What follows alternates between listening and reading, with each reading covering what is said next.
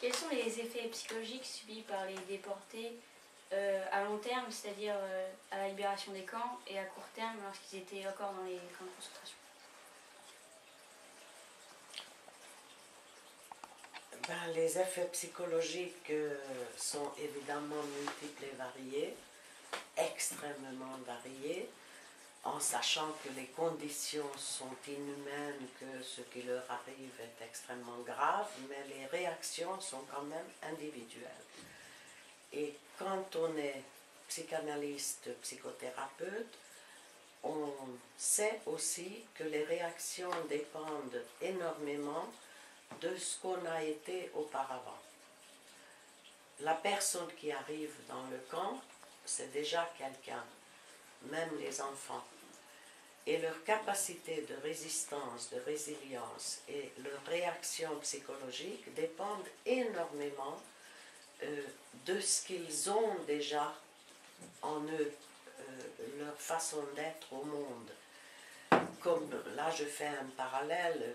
Actuellement, je m'occupe de jeunes entre 16 et 21 ans qui sont pris en charge par l'État parce qu'ils ont subi des choses extrêmement graves dans leur famille. Et selon que le jeune a été au début de sa vie bien reçu sur Terre ou pas, sa résilience sera plus ou moins importante. Et dans les camps, il y avait aussi, c'est un peu trivial ce que je vais dire, l'auberge espagnole, mais ce que chacun a apporté avec soi, son background individuel. Par exemple, ceux qui étaient croyants, religieux, souvent ils tenaient le coup mieux que les autres parce qu'ils avaient cette transcendance à laquelle ils se sont accrochés. Et ils observaient le Shabbat comme ils pouvaient, il y avait de l'entraide. Ceux qui étaient communistes, il y avait beaucoup d'entraide.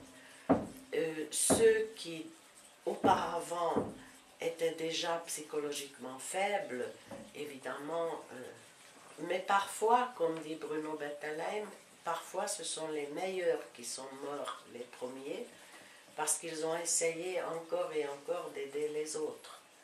Donc les réactions sont quand même extrêmement individuelles pendant la déportation et aussi après. Il faut vraiment approfondir votre connaissance de la résilience. Il y a des facteurs qui favorisent la résilience, notamment les tout débuts de la vie. Quelqu'un qui a été bien reçu sur Terre, bien reçu voulant dire évidemment nourri, habillé correctement, mais reçu avec amour.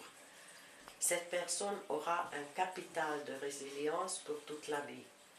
La parole est un facteur de résilience, la foi, la solidarité. Il y a des facteurs comme ça qui pouvaient aider les gens et pendant la déportation et pendant les années après.